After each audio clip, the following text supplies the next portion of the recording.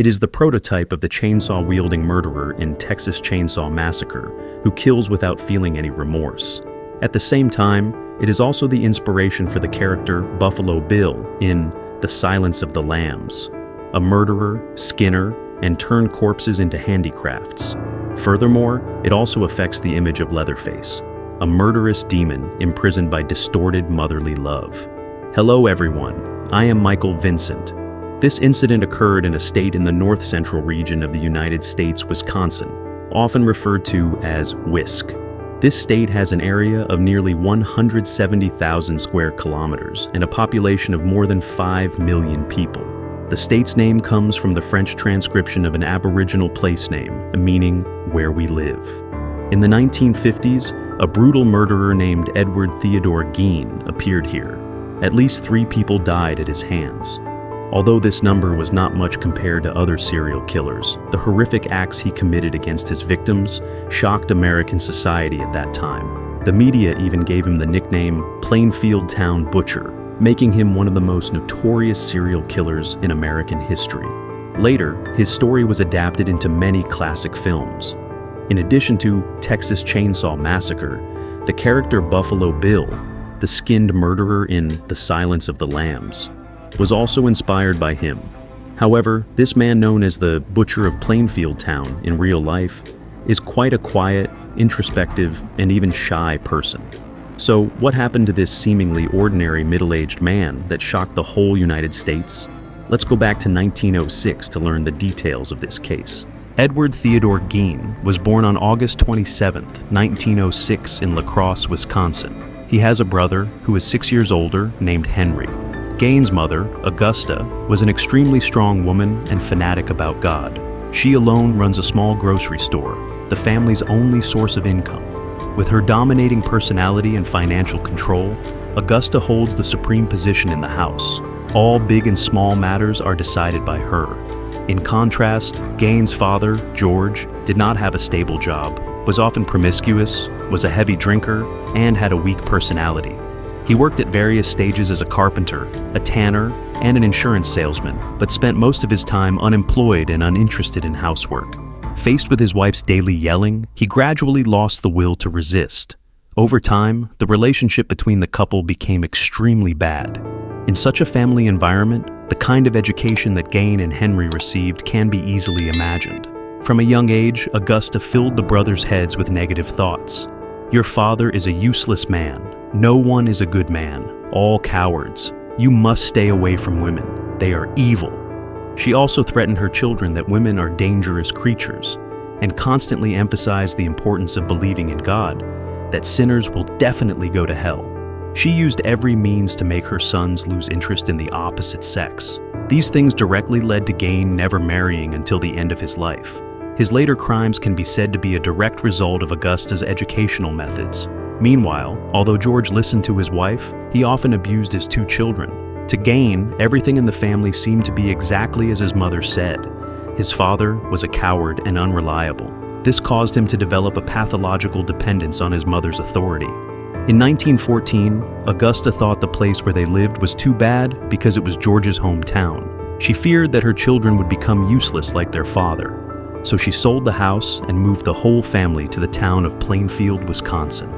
On the desolate outskirts of this small town, she bought a farm of nearly 200 acres. This place is so isolated that calling it a suburb is not entirely accurate. The nearest house is more than 2 kilometers away, providing a high degree of secrecy. Rarely did anyone visit, and the Gein family lived as social marginals in poverty. Soon, Gein reached school age. At school, he was an extremely introverted and isolated child. Augusta told him to always be wary of others, not to talk much to friends, especially girls. Little Gein only knows how to obey her mother, isolating herself in a private world. He had no friends at school and was often bullied. What he likes most is hiding in the corner of the classroom to read books alone. Only when he was under his mother's strong control did he feel a little safe. One time, Gein cried to his father to tell him about being bullied at school, but George, in a drunken state, beat him. When Augusta found out, she did not comfort Gein or blame George, but also thought that her husband's actions were a bit manly. The monotonous life on the farm made George even more immersed in alcohol. To her, alcohol was everything, and in the end, alcohol also took his life. In April 1940, George died of malignant respiratory disease. Father's death did not cause much disturbance to the family. Augusta also told her two children that this useless old man will definitely go to hell, blaming his death on God's punishment for the weak. This made Gein extremely scared, worried that he would end up like his father. After George's death, brothers Henry and Gein began working odd jobs to support the family. Henry likes to work at a grocery store or as a porter, while Gein chooses to babysit. It's not that Henry is healthier, but due to the influence of his mother's distorted upbringing, Gein's personality becomes defective, making it difficult to communicate normally with adults. He only feels comfortable around children. Although quiet, both brothers worked hard and were well regarded by the people in town. About Gein, people commented that he was very quiet, a bit strange, shy, but kind. So, why is Henry more normal? Although Augusta educated both similarly, Henry was more mature and rational, capable of independent thought. He often objected to his mother and was scolded by her. In early 1944, Henry fell in love with a divorced woman and wanted to live with her, but Augusta strongly objected. From then on, mother and daughter became enemies. For Gein, the fact that his brother dared to go against his mother, whom he considered great and inviolable, was incomprehensible. This caused the relationship between the two brothers to deteriorate. Gein could not accept Henry's disobedience, and Henry hated his younger brother's excessive dependence on his mother. In the end, this conflict is resolved tragically. On the evening of May 16, 1944, Gein went to the town police station to report that a few days before, a fire had broken out and his brother Henry had died while trying to put out the fire.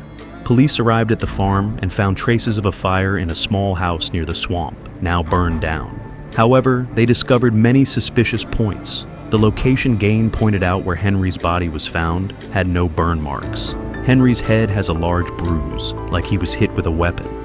The time of death was estimated to be noon on May 15th, but Gein did not report the crime until the evening of the 16th. Although Henry's death was very unusual, the police concluded it was an accident without a formal investigation or autopsy.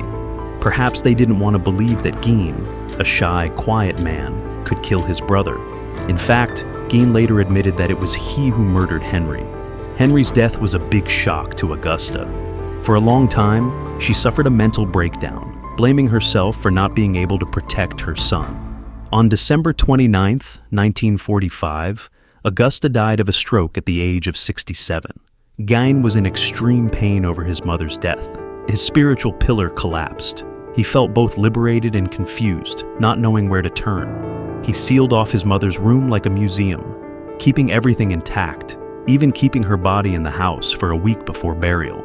His mother's death severely damaged his ability to communicate and perceive the normal world, pushing him on the path of finding his own joy. At night, Gein dressed in her mother's clothes, dressed as her, and walked around the house to revive her mother. He even confessed this later. His other joy is reading books, his only source of comfort. When police later searched his house, they found two main types of books: anatomy books and books about living experiments during World War II. At this time, Gein was nearly 40 years old. His remaining life can be summed up in two words: loneliness and loss of ego. He has no relatives or friends left, only the empty farm is left.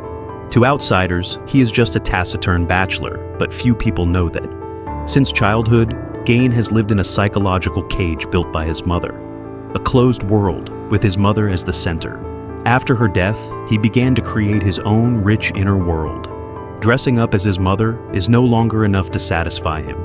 In mad nostalgia for his mother, he visited her grave at night and eventually dug up her body, breaking off her head and arms to keep as souvenirs. From 1946, Gein began regularly digging graves, mainly targeting middle-aged women who had just been buried. He brought some of the bodies home, skinned them, and made them into crafts. At night, he dug graves in pre-selected places, then returned to the farm, working under the dim oil lamplight like a madman. He turned body parts, such as breasts or feminine features, into specimens to hang above the bed, stripped the skin to make a woman's outfit, and often wore it around the farm. This isolated place becomes a free kingdom for his sick fantasies. He immersed himself in his self-created sacred world, fascinated with body and anatomical experiments. But gradually, corpses were no longer enough to satisfy his perverted desires. On the evening of December 8, 1954, Gein went to a bar in Plainfield, a small bar near the suburbs. Owner Mary Hogan, 52 years old, according to Gein, has the same appearance and figure as his mother, Augusta. He stayed until all the guests left, used a gun to kill Hogan, took the body home, hung it up, shot the body, and stripped the skin to continue his familiar experiments. He handled the scene thoroughly, causing the police to initially investigate the incident as a kidnapping without finding valuable clues.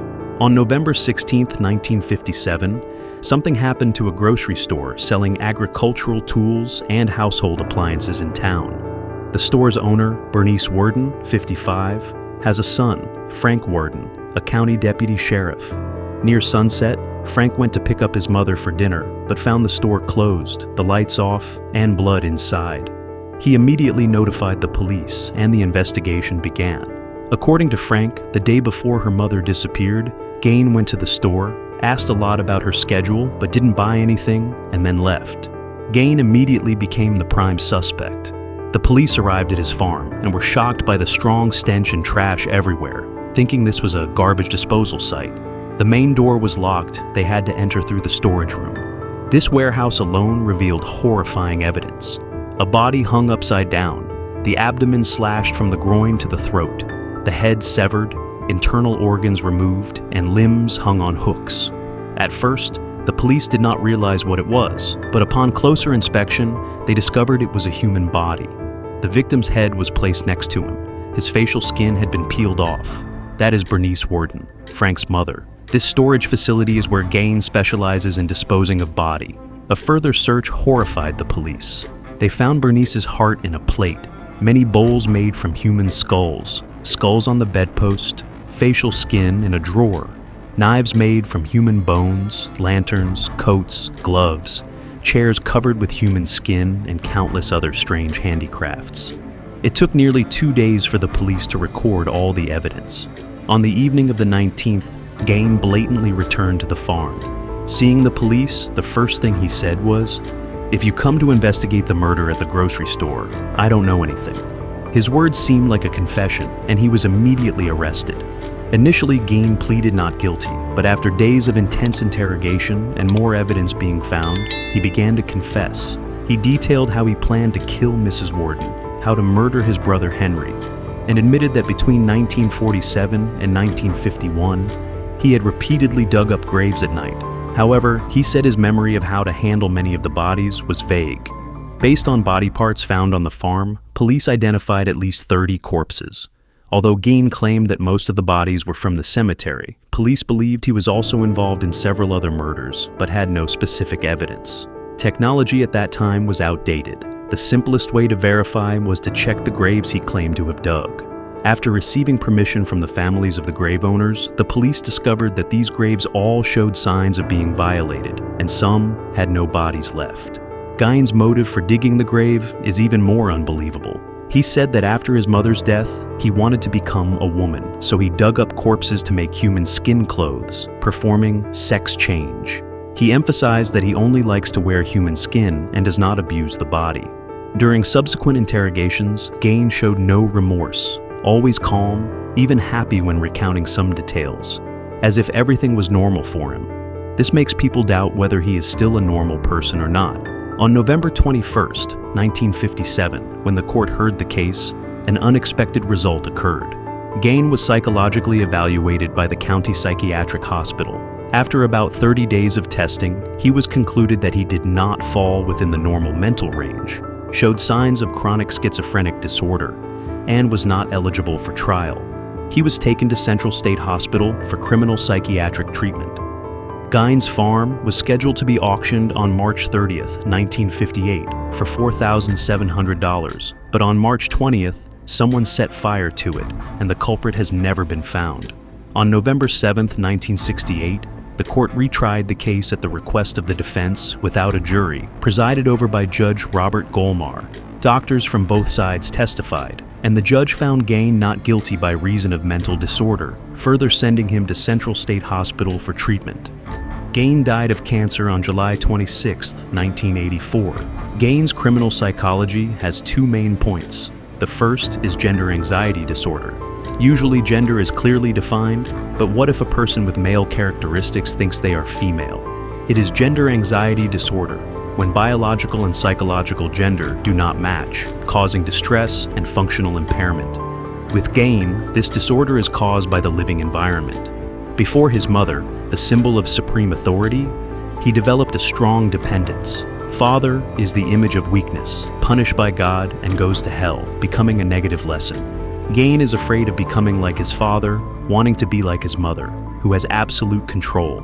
From then on, he gradually developed a perverted mentality of wanting to change his gender, leading to the act of wearing human skin. The second is compensatory psychology to satisfy the feeling of conquest and control. In a special environment, with an easily influenced and submissive personality, Gein worshipped his mother to the extreme, viewing her words as truth.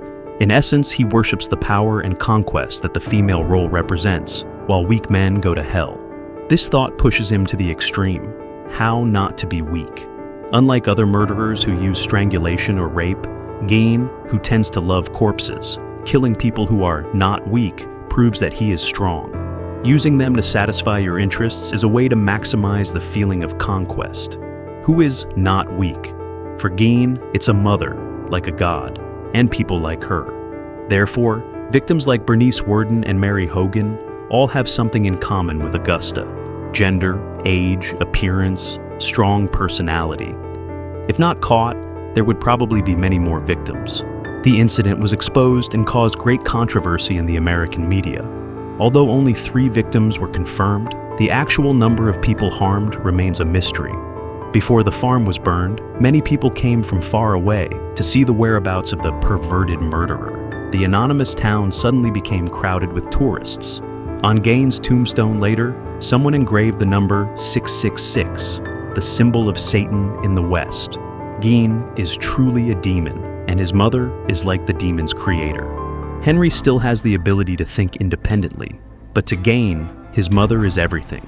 The fall of his father and distorted motherly love created a demon in him. By the time he died in the hospital, he was still alone, without friends, believing that he was at fault with his mother for killing people like her. He asked not to be buried next to his mother, not wanting to be near her anymore. He does not regret the innocent victim or the barbaric behavior, but only regrets killing someone like his mother. This distorted psychology shows how terrible childhood is under the authority of a mother. Many criminals have tragic childhoods, but not everyone becomes a criminal. Some people turn misfortune into motivation. Others get bogged down in mistakes, leading to tragedy. Gein is pitiful about the situation, but turning pain into a crime cannot be explained by sympathy alone. The incident has been over for more than 70 years. Today, I believe similar tragedies will not repeat. Above is the story of Plainfield Town butcher, Edward Gein. If you find it interesting, don't forget to like, share, and subscribe. Please support me so you don't miss any interesting videos. I'm Michael Vincent. See you next time.